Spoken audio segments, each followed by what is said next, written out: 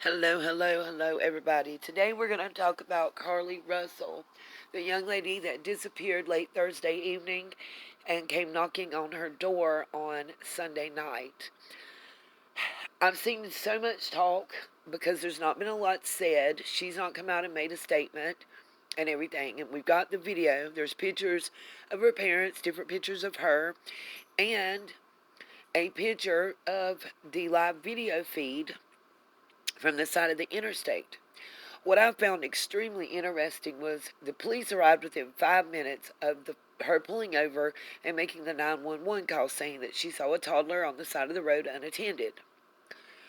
She pulls over. There's been arguments.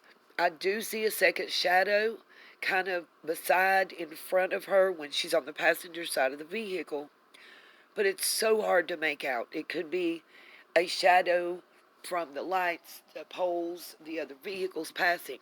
What I think is two things I've learned that I think are important in this case. One, no other motorist reported seeing a toddler on the side of that highway before or after Carlee did. That's one. Two, she returned home on foot. We don't know if she was dropped off. They've not told us a lot. All that the police have stated is they're not actively looking for the toddler, and they're not actively looking for a kidnapper. Okay? There's no toddler missing person report filed. But if somebody was using a toddler to lure someone in, to take advantage of them in some way, I don't think it would be a toddler that's been reported kidnapping. And there were two other ladies found at a Houston address that had been there for a month, kept, to do whatever the people wanted to do. Firmly, I believe, based on, and I could not get a screenshot of the Facebook post, but it was just hours, less than 2 hours prior to the 911 call. There was some discrepancies because of time zone differences. It said, I believe it was 10:10 when she posted it, but time zone differences, it looked like 9:10 in some areas.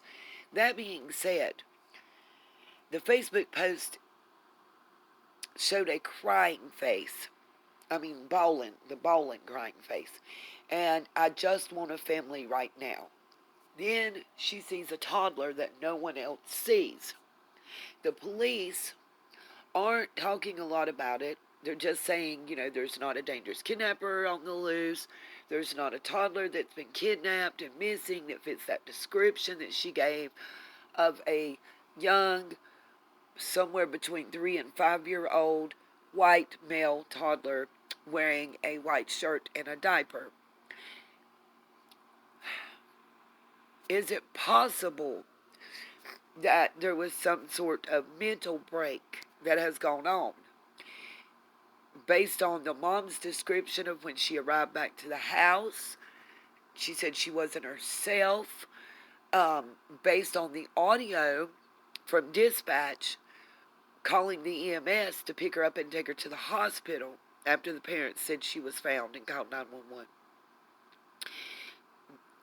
The word catatonic wasn't used, but for some reason it keeps coming to my mind. They said that she was breathing but non-responsive. I think, personally, in my personal opinion, for entertainment purposes only, allegedly, I think that there's been some sort of mental break that's occurred for this young lady. I don't know if something happened that maybe she thought she was having a child, and that's what the Facebook post was about, and that's what caused the break, the emotional and mental break. I'm reserving judgment, and that's odd for me. As y'all know, I'm one to just spat out there what I think and feel. I honestly think there's more to this than we know. I honestly don't believe we're going to find out it was something that she planned to do. I I'll be surprised. I am also surprised Crime Stoppers had raised $63,000. Early on the morning of Monday morning, they said they were giving the monies back. They returned two large donations from like corporate type donors that left 18,000 of the 63,000 before a statement was made that they had reversed their decision pending more information while the case was still being um, while they were still investigating this case. It's not a closed case at this time. I I don't know why, but I don't get the same feeling from this case that I got from the Rudy Farias case. I feel, especially after watching the mom speak and the dad speak this morning on the NBC Good Morning show, I honestly feel that there's something else going on here. You know, us women know nobody just takes their wig off and rolls out with their cornrow braids when they're used to having, nearly butt-length hair. Nobody just does that. Leaves the car running, her cell phone laying in the road, her Apple Watch was in her purse. But I'm thinking, she had been at work possibly that day or in classes prior to, because she was, as I understood, leaving work, stopped and got something to eat and was coming home.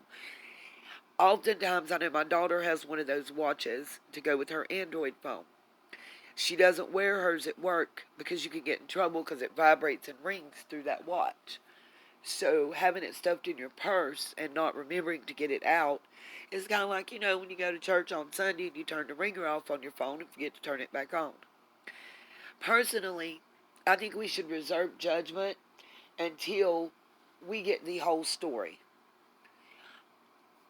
I feel there's something that we don't know, and it's probably very personal, and that's why it's been held off on.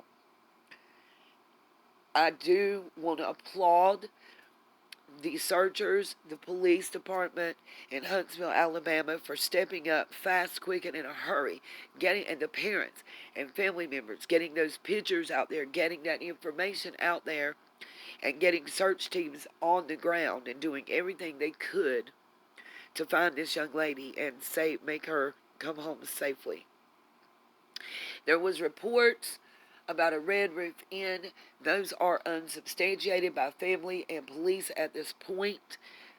A call coming from there saying she was there being chased, as I understand. Again, those are unsubstantiated reports. We need to pray for this young lady and her family and whatever it is that they're going through at this time. And reserve judgment. Peace, love, and light.